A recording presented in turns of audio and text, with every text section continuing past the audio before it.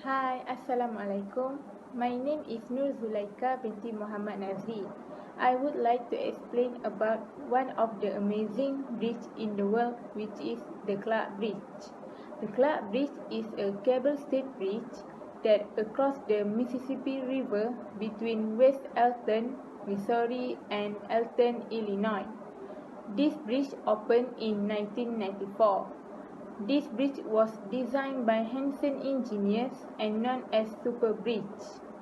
For your knowledge, the Clark Bridge was the first in the United States in which such a light steel frame cable-stayed design was combined with a cable cellotype of pylon. Assalammualaikum Hi. My name is Nurul Fadilah binti Muhammad Alwi. So, in this section, I would like to explain about the technology I used to build this bridge and how the bridge are made. New technologies and materials are helping engineers and construction professionals build bridges better and faster, while also improving maintenance for longer bridge life. One bridge building technology being used today is borrowing from ideas and design of the past to produce a new structurally sound engineered bridge.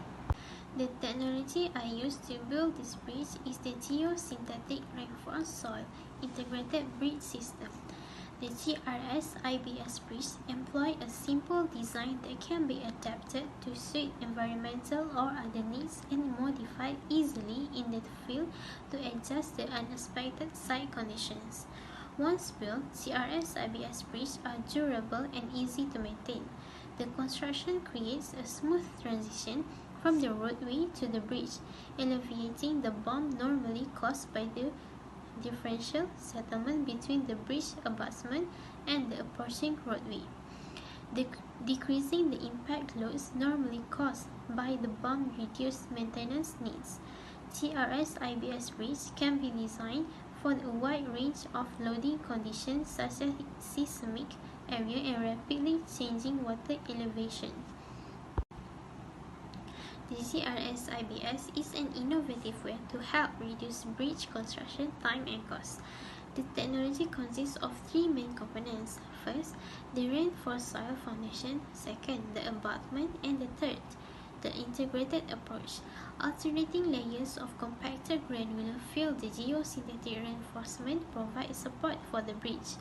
The closely spaced reinforcement and granular soil create an efficient composite material that is internally stable and capable of carrying bridge load significantly higher than design with predictable and reliable performance. The new bridge is basically a composite bridge structure that incorporates TRS, abutment, and prefabricated bridge superstructure element. This approach eliminates the costly downtime associated with cast-in-place concrete, which can take a few weeks to a month to cure.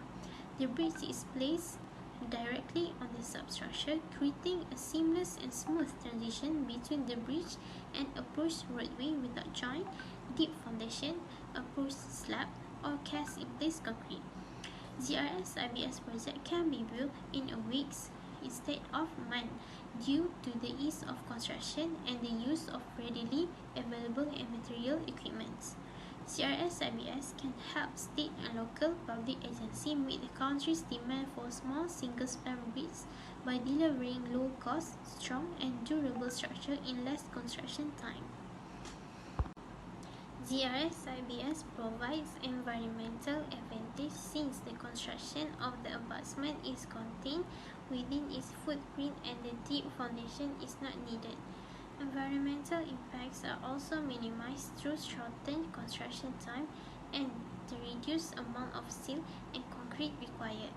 These bridges are also durable and easy to maintain and have fewer components compared to traditional construction.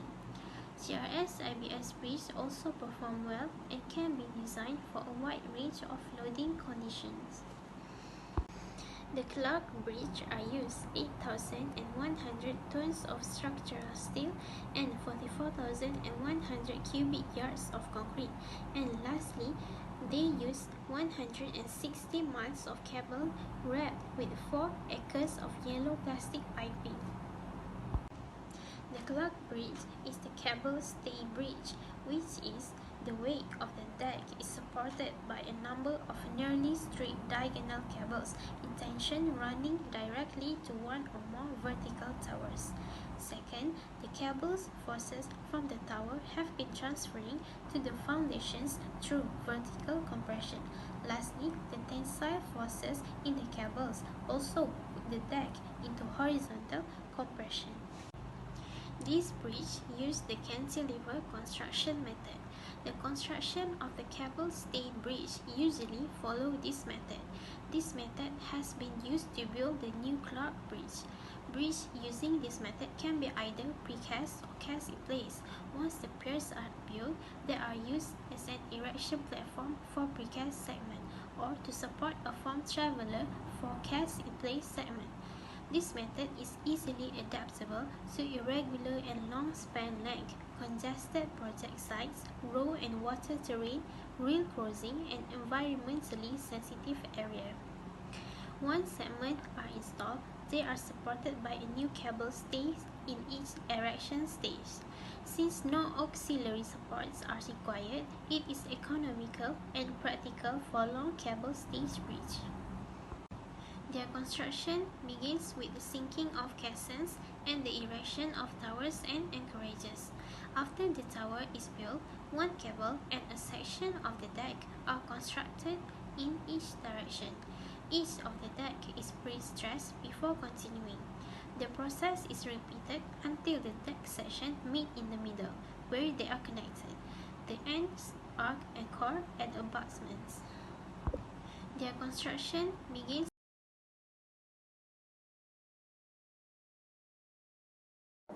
Okay, next I would like to explain how to applicate.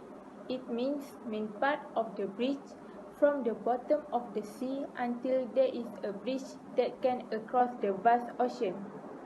First, piers is the main part that intermediate support for adjacent ends of two bridge spans. Piers serve the same purpose as spans, but are not installed by hammers and if based on a stable substrate and will support a greater load than a pile. Pile is a structure that uses foundation consisting of long poles, pile made of wood, concrete or steel, and which are hammered into the soft soil beneath the bridge until the end of the pile reaches a hard layer of compact soil. Abutment is a substructure unit located at the end of a bridge. Abutment also provide an support for the bridge superstructure and to retain the approach roadway embankment. But there is a considerations of the abutments that we must know and alert. First, temperature and tractive or braking effect. Second, centrifugal force if the bridge is on a curve. And third is a seismic force. Wing wall can serve as buttresses to support walls. The stability of the wall is generally designed to resist active earth, whilst the structural elements are designed to resist at rest earth pressure. Parapet are structures that are designed to reduce the severity of an accident when an errant vehicle leaves the roadway. Function of parapet also as a safety barrier that is installed on the edge of a bridge and prevent users from falling off where there is drop. Last, the main part of the bridge is deck.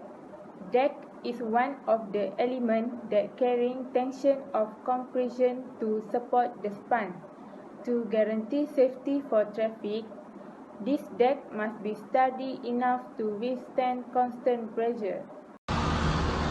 Hi, my name is Putri Ayu and I'm going to present about how this cable stage bridge related with physics theory. How the cable stage bridge work? The cable stage bridge work by tension and compression. Before we go further, we must understand the concept between tension and compression. Compression is a force that acts to compress or shorten the thing it is acting on, which is a pushing or squeezing force. Whereas, tension is a force that acts to expand or lengthen the thing it is acting on, which is a pulling or stretching force. Next, forces in the cable state. As you can see the picture here, this is the main component of the cable state bridge, which is the tower, cable, and the deck. A cable stage bridge uses the cable to hold up the deck. As traffic pushes down on the roadway, the cables to which the roadway is attached transfer the load to the towers, putting them in compression. Whereas, tension is constantly acting on the cables, which are stretched because they are attached to the roadway. So, the cable are in tension and the tower are in compression. So, you can see the picture here. The cable are in tension and the tower in compression. Next, the cable stage bridge also require the lifting force. The lifting force hold up the bridge. The higher the angle that the cable is attached to the deck, the more load it can withstand. Next, this is the detail about cable stage bridge component where are under the tension and compression. All the forces are transferred from the deck through the cable to the pylon. Forces are exerted on all the major parts, such as the deck, cables, and pylon. The cables are in tension as they stretch due to weight of the deck. The pylon are in compression as the weight of the cables and deck compress them. The deck is under both compression and tension. The top surface of the deck tends to be in tension and the lower surface is under compression. In cable stage bridge, the load on the bridge creates vertically downward acting stress. These stress get converted to tensile forces acting on several cables which are attached at regular intervals along the span of the bridge deck. All these cables are further attached to a central pillar or tower. They transfer their tension to the pillar in the form of compressive load. The pillar must also be strong enough to overcome the shearing stress applied by the cables pulling at it laterally. Thus, for this system to work, a balance needs to be established between all these tensile and compressive forces. Finally, what can I conclude is, the working principle of a cable stage bridge can be explained as being the balance transfer of all the forces and tension. All bridges are built to connect two separate land masses and are required to be rigid enough to withstand the load that they will be subjected to. The tower or pylon is responsible for absorbing and dealing with compressive forces that are transferred to the earth. Lastly, the cables are in tension and the towers are in compression.